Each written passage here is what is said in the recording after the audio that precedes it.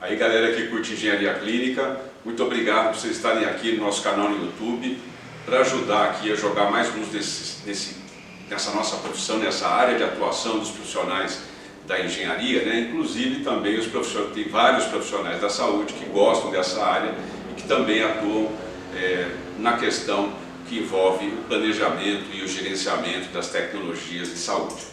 E hoje, no vídeo de hoje, eu resolvi aqui criar uma playlist nova que vai se chamar Socorristas. Quem sabe a gente não pode dar um socorro também de vez em quando. E a ideia foi que o Jonas Batista, que começou um curso de socorrista, para ser socorrista, né, para salvar a gente aí quando a gente estiver na rua, tiver algum acidente, a gente depende muito desses profissionais. Então, Jonas, parabéns aí pelo curso, espero que você aprenda muito e que você ajude a salvar muitas pessoas aí durante a sua carreira profissional. E conta com a gente aqui para tirar algumas dúvidas. O fato é o seguinte, quando a gente fala de socorrista, já remete de cara para a ambulância. E a ambulância, para mim, né, é um mini hospital. Aliás, o maior equipamento médico ou equipamento de saúde que a gente vai conhecer, com certeza é o hospital, né? É o hospital e todo o recheio que está por dentro. Então é muito importante a gente aprender a olhar para a ambulância, e o que eu vou falar aqui serve não somente para os socorristas, mas também serve para os profissionais de engenharia, de administração que estão envolvidos nesse ambiente de trabalho aí que é a ação dos socorristas, né, do preparo, e não só do preparo, mas também aquela resposta rápida que é necessária quando isso ocorre. Então eu vou ler aqui a pergunta dele e vou desenrolar, comentar aqui. Mas antes de começar, quero pedir para vocês se inscreverem no canal, se você não está inscrito ainda, se inscreve, ativa o sininho, tudo isso ajuda muito a divulgar, né, aumentar a amplitude do canal, levar para outros canais de outros colegas, como por exemplo a Mariana Brandão, o Arthur da Eletrônica Médica, que estão fazendo um trabalho, e muitos mais, né, que estão fazendo um trabalho, IEB, por exemplo, o EC Brasil. Mostrar mais a nossa cara, as pessoas precisam conhecer a gente, inclusive a parte política, né? Política de saúde depende muito de tecnologia e não dá para fazer política de saúde sem ter, principalmente envolvendo equipamento de infraestrutura, né? Construção, obra, equipamento médico, tudo isso passa por profissionais como a gente, e essa área é uma área de trabalho e poucas pessoas têm atuado nela. Então eu vou ler aqui a pergunta do Jonas, que ele fala o seguinte: bom dia. Comecei um curso de socorrista, foi apresentado um manômetro duplo que o professor disse que era mais comum em ambulâncias. Aí ele coloca aqui, o cilindro maior, que falha engano, é de 15 litros. Minha pergunta é a seguinte: tem um valor de pressão ideal no caso para transporte de paciente em ambulância? Agradeço. Bom, aqui um problema que a nossa área tem é um problema de comunicação. Nós, Jonas, a gente tem aqui um vocabulário específico, né? E vocês têm um vocabulário específico, a gente precisa de se alinhar para a gente poder comentar. Então eu estou entendendo aqui que você quer saber, quer dizer, esse foi apresentado, não sei se foi apresentado no curso ou no canal. O canal tem vídeo falando sobre isso, né? E você pode aí colocar qualquer consulta que você estiver fazendo e seguido da palavra engenharia clínica, muito provavelmente vai ter um vídeo no canal que fala sobre esse tema. Então, esse apresentado manômetro duplo, eu estou entendendo que é uma válvula reguladora de pressão com 2 manômetros. A gente tem válvula reguladora de pressão, por exemplo, como essa da Biocan aqui, para posto, para rede, quando a rede está com uma pressão alta. A gente tem a válvula reguladora de cilindro. Então, estou entendendo que é essa válvula reguladora de cilindro que você está comentando. Essa válvula, quando ela tem 2 manômetros, ela permite um fluxo maior e ela pode alimentar, em geral, você tem que conhecer os detalhes da especificação, alimentar mais de um equipamento, tá? Já aquela válvula que vem acoplada, com um fluxômetro acoplado, essa válvula ela já tem a pressão de trabalho já está ajustada para o fluxômetro. A pressão ideal, onde que você vai ver essa pressão ideal? No manômetro ou no ventilador pulmonar. Em geral, na parte traseira do ventilador pulmonar, aqui no caso não é a parte traseira, aqui está no blender, ele informa qual que é a pressão de trabalho. Como o ventilador pulmonar ele trabalha com uma faixa maior, você muitas vezes não precisa nem de uma reguladora dependendo da pressão da rede. E no caso do cilindro, Se está ajustado para 3,5, muito provavelmente serve também para os aparelhos de ventilação pulmonar. Por isso que a gente tem que ficar de olho na pressão da rede. Chama atenção aí. Quer parar de perder oxigênio, ajusta a pressão da rede. Se a rede é ruim, paciência, né? Aí você vai ter que gastar dinheiro com válvula reguladora de pressão. Mas se a rede é boa, por que não? Né? Outros países mais avançados, a pressão é 3,5 nos Estados Unidos, a NFP é 99, na Inglaterra é 4. Então a gente tem que ficar esperto nessa questão da gestão do recurso tecnológico, no caso o oxigênio é um fármaco. Então, o Jonathan, seguindo aqui, né? Então respondido, a pressão é 3,5.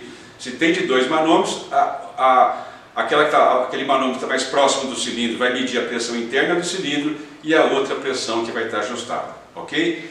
Então eu vou aproveitar essa dúvida e jogar luz aí nessa questão, né? Porque a ambulância aqui, eu trato ela como um mini hospital, é um ambiente de trabalho do socorrista, e o socorrista tem que ficar esperto, esse é o ambiente de trabalho dele, né? Então ele trabalha na ambulância e também faz uma interação em vários tipos de transporte.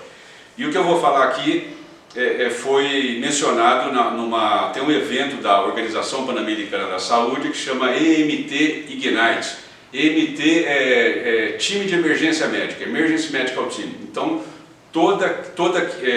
a cada 15 dias tem um EMT Ignite, que é um webinar de 2 horas, com vários temas. E isso que eu estou falando foi apresentado nesse webinar, que tratava do transporte interhospitalar de pacientes e com o tema oxigênio. Então, você tem que ler o que está acontecendo, observar, ler o que está acontecendo, entender, interpretar, ver se aquilo está correto e se tudo está de acordo como deveria estar. E a mesma coisa o engenheiro, o tecnólogo, o técnico, o artífice que está envolvido com a questão da ambulância, quer seja para manutenção, controle, enfim, eu vou falar um pouquinho mais na frente. Então, bora lá.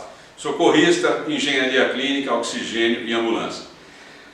Uma coisa que você tem que aprender rapidamente é saber quanto de gás você tem. E você afirmou no seu comentário que o cilindro tinha 15 litros. E aí se você viu isso no corpo do cilindro, é importante, como você está vendo essa aqui, que é um cilindro de 50 litros, o outro de 20 litros e meio, então eu estou entendendo que você olhou no corpo do cilindro e viu que ele tem um volume interno, uma capacidade de armazenar água de 15 litros. Para você saber qual que é o volume lá, você multiplica pela pressão. Se tiver em kgf, você multiplica a pressão. Vamos supor que esteja ali, para fazer número redondo, tenha 15 litros e a pressão esteja em 20 bar. Então você vai ser 20 vezes 30, ou seja, 300 litros de oxigênio na pressão de 1 bar, né, que é muito próximo de 1 atmosfera. É um pouco mais complexo, mas assim a gente entende mais fácil, multiplicar a pressão pelo volume. Veja esse vídeo aqui, que você vai conseguir entender um pouco mais como fazer esse cálculo. Seguindo adiante, aqui no Brasil a gente tem uma portaria que divide as ambulâncias em A, B, C, D e E. E aí a complexidade delas e a função delas vai mudando ao longo do tempo, mas nas duas, naquelas que requerem oxigênio, vai lá estudar, eu vou deixar a portaria aqui, deixar aqui embaixo a portaria, e você vai ver que tem que ter um cilindro, ele chama de torpedo também, que a partir desse cilindro distribui por uma rede calibrada que vai depender do porte da ambulância. Então ele fala que tem que ter uma régua com saída dupla. Uma régua com saída dupla significa 2 pontos de oxigênio ou uma saída assim, um splitter em inglês, né?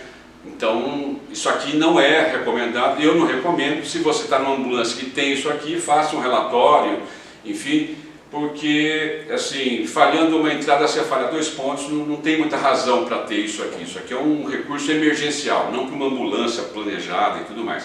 Então você já vê que a própria portaria já deixa a coisa meio solta, né? Aí fala que o cilindro tem que ser portátil e tem que ter uma válvula. Válvula a gente pode ter 2, né?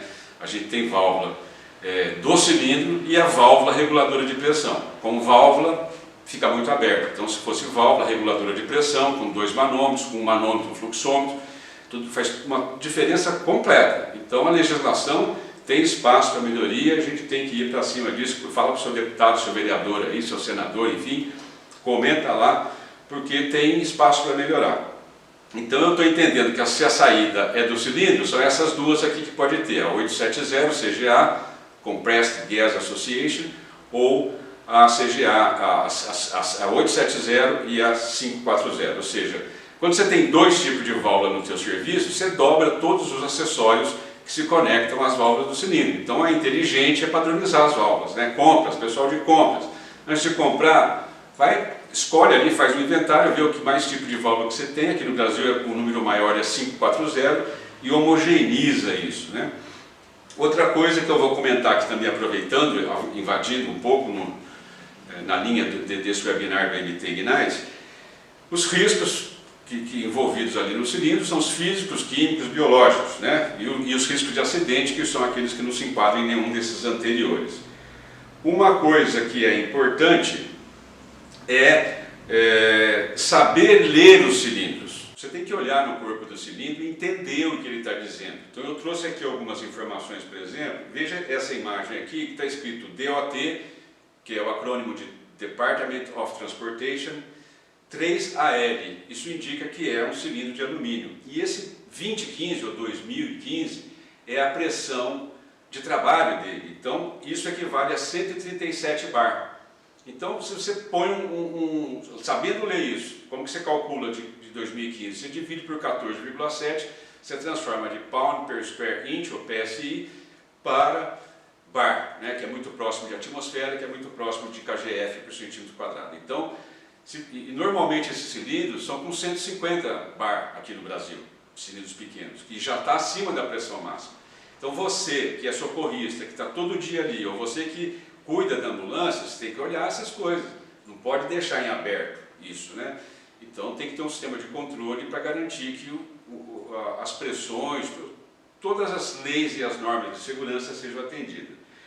Já essa outra foto aqui, ela mostra o TC, tem uma designação TC, é Transporte Canadá, isso é uma legislação do Canadá, e aí você vê que o TC, deixa eu ver o negócio aqui, o TC 173 bar é, de acordo com a norma, qual a pressão que aquele cilindro deve trabalhar. E o DOT, que está logo abaixo, eu não anotei aqui o valor, mas é o valor em PSI. Então, e esse DOT, né, 3AL, ou seja, é o alumínio, e o outro é o TC, que é Transporte Canadá, e o DOT 3AA, que eu me lembro aqui de cabeça, que é o que está nessa foto aqui. Então, tem que saber observar essas coisas. O pessoal da socorrista, enfermeiro, ou quando eu falar o socorrista, eu vou envolver todos aqui. É o médico, é o enfermeiro, é o técnico de enfermagem, o socorrista, né, o auxiliar, o técnico de enfermagem com especialização nessa área, enfim, tem toda uma cadeia de profissionais que atuam nesse segmento. Seguindo, aproveitando, falando de segurança, tem o capacete, né? Normalmente, quando o cilindro está na ambulância, ele está sem capacete, ele está descoberto. Mas quando você vai movimentar, você tem que cuidar dessa questão do capacete. Deixa eu ver aqui, estou sentindo falta aqui. Ó, sobre saber ler os cilindros, veja esse vídeo aqui, que é o vídeo de inventário, né, como faz o inventário desses... A gente fala do inventário aí, inclui os cilindros e outros dispositivos de oxigenoterapia. Risco, né? Risco mecânico. Você sai correndo da ambulância, o paciente precisa, por exemplo, de ir para uma ressonância, tenha em mente que a ressonância atrai material ferromagnético. Então o cilindro de oxigênio está incluído ali. De alumínio, não. Mas o de aço, né, que a gente chama de aço de uma forma geral, porque o pessoal da engenharia tem que especificar de acordo com esses dados aqui. Esse aqui é um conjunto de dados de fabricante. Então é através dessa tabela que você se diferencia um do outro e não por preço. Pessoal de compras, para de comprar por preço, né? Então, aquele que atende, entre aqueles que atendem a especificação, o mais barato você pode fechar com tranquilidade, mas não pode ser um cilindro verde, né? Tem que ser um cilindro com volume interno tal, que atende a norma tal, com uma válvula de saída tal, que atende a pressão máxima tal.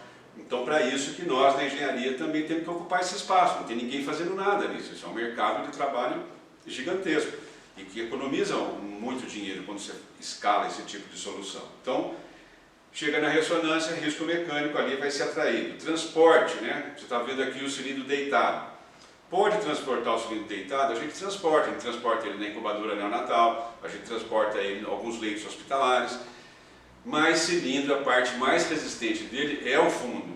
É só olhar na ficha técnica e você vê que a espessura e aquela curvatura dá uma resistência mecânica para ele maior. Então, originalmente, ele foi feito para ficar transportado de pé, mas não assim como está essa foto, porque essa foto aí é complicado, né? Se você trabalha numa condição dessa, cara, você tem que fazer alguma coisa. Se ficar trabalhando numa condição dessa, é a mesma coisa que você aceitar que isso está correto. Então, por isso que eu estou fazendo esse vídeo, por isso que nós, profissionais da engenharia clínica, estamos trabalhando na área da saúde para apontar para essas coisas, essas falhas, né, que acabam introduzindo risco, mas você pode comparar isso com essa outra foto, que essa aqui já é de um outro país. E em outros países, né, dependendo também da classificação da ambulância, os cilindros ficam por fora. Veja essa foto que bacana. Será que a gente tem isso aqui no Brasil? Olha, eu duvido, eu nunca vi. Agora vou na feira hospitalar. A feira hospitalar passada eu fiz vídeos sobre ambulâncias, vocês dão uma pesquisada aí.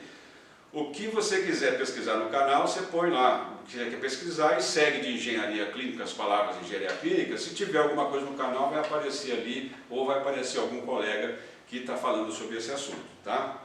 Não esquece de fazer isso. Então essa amarração com faixa está por fora. E risco agora de fogo. Tem três tipos de acidente que provocam esse tipo de fogo associado ao oxigênio, porque o oxigênio não pega fogo, a gente tem um vídeo falando sobre isso.